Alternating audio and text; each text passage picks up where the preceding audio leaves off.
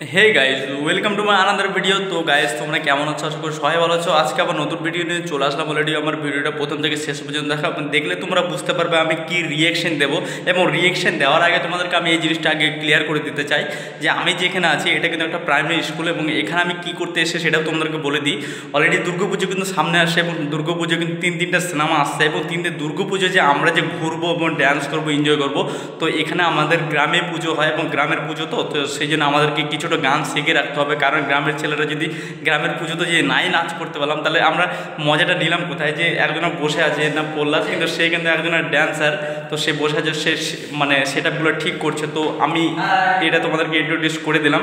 তো আমি already dance শিখি, এবং ব্যক্তিগতভাবে গ্রামের পুজো হিসেবেই ড্যান্স শিখি। তো আজকে আমি যে বিষয়টি নিয়ে কথা বলবো সেটা যে রঘু ডাকাতের ট্রেলার গতকালকে সেটা কমসে কম 8:30টার দিকে সেটাকে লঞ্চ করা হয়েছে, এবং সেটা নেতাজি ইন্ডোর স্টেডিয়ামে সেটা লঞ্চ করা হয়। এবং সেখানে কমসে কম 1200 লোক, মানে 1200 লোকের থেকে বেশি সেখানে মানে দেব ফ্যানরা ছিল, এবং সেখানে তারা এই গ্রাউন্ড ট্রেলার লঞ্চটা তারা দেখেছে। এবং এখানে এক একজন নায়িকাকে নেয়, যেটা এটা ঠিক কথা যে সেখানে দেবদা ছিল, এবং সায়ন্তিকা ছিল, এবং নুসরাত, এবং মিমি বাদ দিয়ে অলরেডি, তারপর হচ্ছে শুভশ্রী বাদ দিয়ে অলরেডি যা নায়িকাগুলো ছিল, এই নায়িকাগুলো তোমাদেরকে আমি সর্ষে বলেছিলাম যে তারা কিন্তু এই ইভেন্টে থাকতে যাচ্ছে। তো অবশ্যই সেই ইভেন্টে তারা এসেছিলো, এবং এই ইভেন্টটা কতটা সুন্দর হয়েছিল সেটা আমি দেখেছি। এবং ফুল তোমরা যে না দেখে দেখো, তোমরা দেব এন্টারটেনমেন্ট ভেঞ্চার্স ইউটিউব চ্যানেলে তোমরা লাইভ শো সেখানে দেখতে পারবে যে গতকালকে কী ধরনের ইভেন্টটা হয়েছে এবং কত সুন্দর ইভেন্টটা হয়েছে। তো দেখে মনে হলো যে না, ইভেন্টটা একটা হয়েছে আমাদের টলিউড ইন্ডাস্ট্রিতে, এত বড় যে একটা ইভেন্ট হচ্ছে,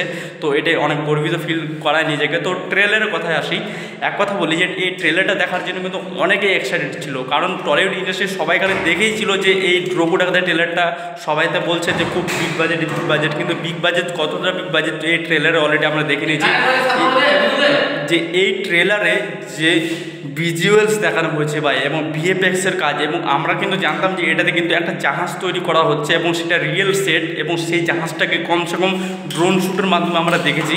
এবং দেবদার এখানে যা কাজ ভাই মারাত্মক, এবং দেবদা, ইদিকা পল এবং অন্যান্য যা কৌশলেরা আছে, এবং রঘু ডাকাত কীভাবে সে তার ব্যক্তিগত কাজকে সে কীভাবে হ্যান্ডেল করে, এবং সে কী ধরনের কাজটা করে, তো সেটাই আমরা দেখতে পারবো। এবং এটাতে আমি একটা কথা বলি যে এটাতে অ্যাকশন আছে, দেবদার 6 প্যাক লুকে যে অ্যাকশন লাস্টের দিকে হবে, এবং এই সিনেমাটাকে যে আমরা যাতে বুঝতে পারছি যে অনির্বাণ এবং দেব, এদের দুজনের মধ্যে জোর টক্কর হবে। তো এটাই আমি অনেক এক্সাইটেড হয়ে আছি যে এই ট্রেলারটা ভাই অনেক মাস্ট লেগেছে। এবং তোমরা যদি না দেখে দেখো এই ট্রেলারটা, তোমরা দেব এন্টারটেনমেন্ট ভেঞ্চার্সে তো পাবে না, অবশ্যই এসবি ইউটিউব পেজ থেকে তোমরা অলরেডি পাবে, এবং তোমরা পেজে পাবে এবং ইউটিউব চ্যানেলে পাবে। তো এটাই বলা ছিল তোমাদেরকে, আমার ট্রেলার ভাই বেশ ভালো লেগেছে। এবং আমি এই দুর্গাপূজায় আগে রঘু ডাকাত দেখবো, তারপর রক্তবীজ 2, এবং তারপর হচ্ছে দেবী চৌধুরানী, এই 3টা সিনেমা দেখবো। এবং আমার বন্ধুদেরকে আমি আমার ব্যক্তিগত টাকা দিয়ে আমি আমাদের বন্ধুদেরকে সিনেমা দেখাবো, কয়েকজনকে যতজনকে পারি।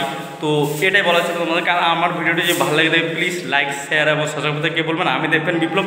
তো ভালো থাকবো, টাটা, টেক কেয়ার। আমার ট্রেলারটা ভাই মাস্ট লেগেছে। আমাদের টলিউড ইন্ডাস্ট্রিতে যে এই ধরনের একটা ট্রেলার হয়, সেটা আমি অবশ্যই মেগাস্টার দেবদাকে দেখে আমি বুঝলাম যে না, সে একজন খেটেছে ভাই, খেটেছে। তো বলাই এটাই তোমাদেরকে।